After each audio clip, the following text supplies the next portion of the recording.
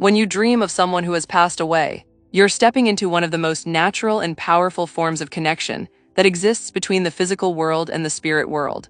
People often think dreams are random mind movies created by stress, memories, or imagination, but that is only the surface layer. What you call a dream is often a doorway, one that your soul knows how to open far better than your conscious mind. In my decades of working with thousands of people through past life regression, I discovered a simple truth: the soul never dies.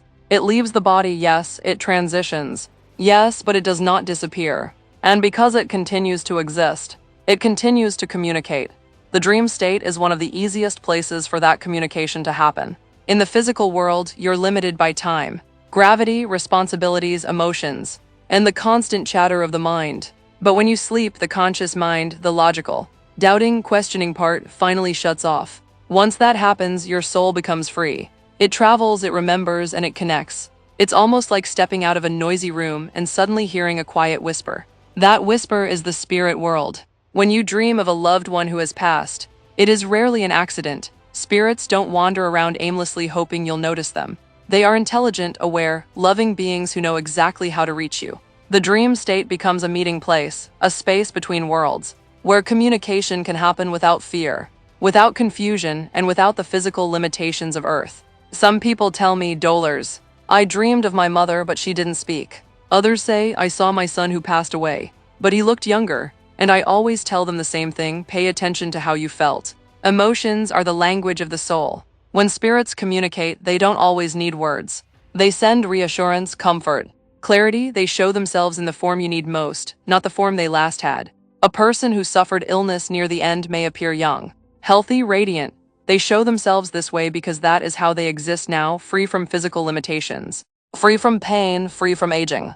When you see them this way, it's not a trick. It's the truth of who they really are. Sometimes, your loved one appears in a dream simply to let you know they're okay. The human heart struggles so much with grief. You feel guilt or sadness or regret for things said and unsaid. But the soul on the other side has none of that. They see the bigger picture, they understand the plan.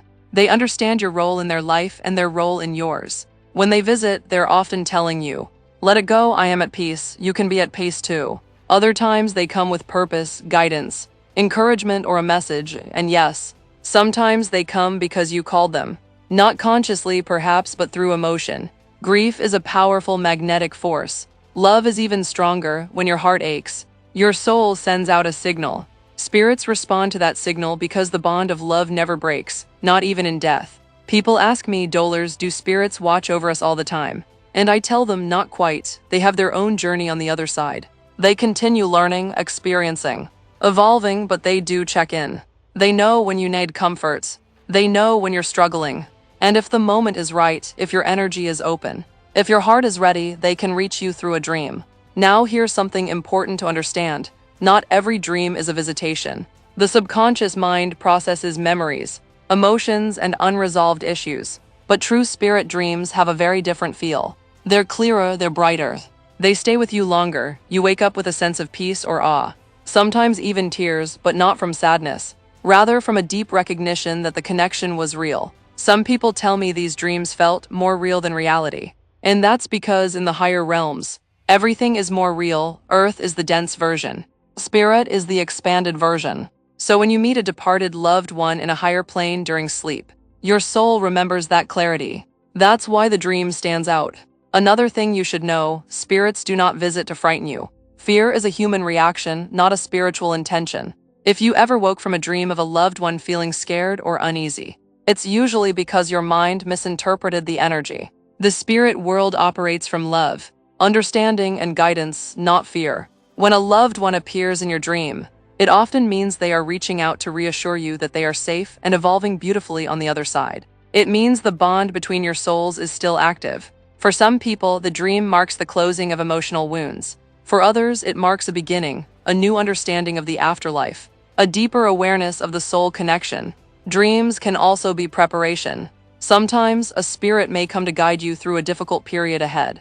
They don't come to reveal tragedies or create anxiety. They come to strengthen you, to give you a sense of support so that when challenges appear, you remember, I am not alone, someone is looking after me. In all my years of regression work, I learned that death is not an ending.